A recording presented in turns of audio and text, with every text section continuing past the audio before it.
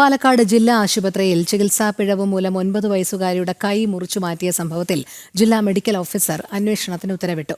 സംഭവത്തിൽ അടിയന്തരമായ അന്വേഷണം നടത്തി നടപടി സ്വീകരിക്കാൻ മന്ത്രി വീണ ജോർജ് ആരോഗ്യവകുപ്പ് ഡയറക്ടർക്ക് നിർദ്ദേശം നൽകി. പല്ലശ്ശന സ്വദേശിയായ 9 വയസ്സുകാരി വിനോദിനിക്കാണ് ചികിത്സാ പിഴവ് മൂലം വലതു കൈ നഷ്ടമായത്. ജനം ടിവിയാണ് വാർത്ത ആദ്യം പുറത്തുവിട്ടത്. അരുൺ ആലത്തൂർ തയ്യാറാക്കിയ റിപ്പോർട്ടിലേക്ക്.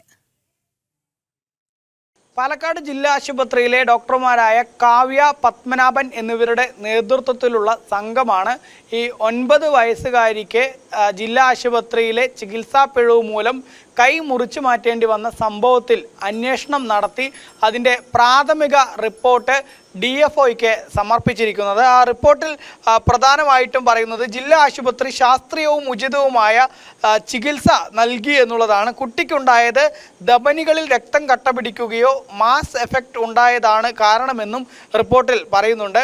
സെപ്റ്റംബർ 25-നും 30-നും ഇടയിൽ കുട്ടി ജില്ലാ ആശുപത്രിയിൽ എത്തിയിട്ടില്ലെന്നും റിപ്പോർട്ടിൽ പറയുന്നു.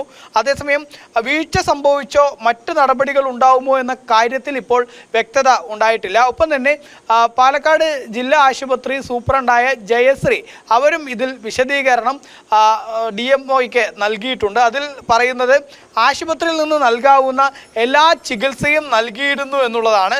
മാത്രമല്ല അവിചാരിതമായ കാരണങ്ങളാൽ വളരെ അപൂർവമായി സംഭവിക്കുന്ന ഒരു കോംപ്ലിക്കേഷനാണ് ഉണ്ടായത് എന്നും ജില്ലാ ആശുപത്രി സൂപ്രണ്ടായ ജയശ്രീയുടെ റിപ്പോർട്ടിൽ പറയുന്നു. ഏതായാലും ജില്ലാ ആശുപത്രിയിലെ സൂപ്രണ്ട് ജയശ്രീ ഈ വിഷയത്തെ തീർത്തും ന്യായീകരിക്കുന്ന തരത്തിലുള്ള റിപ്പോർട്ടാണ് DMOയ്ക്ക് നൽകിയിരിക്കുന്നത് എന്ന് വേണം പറയാൻ.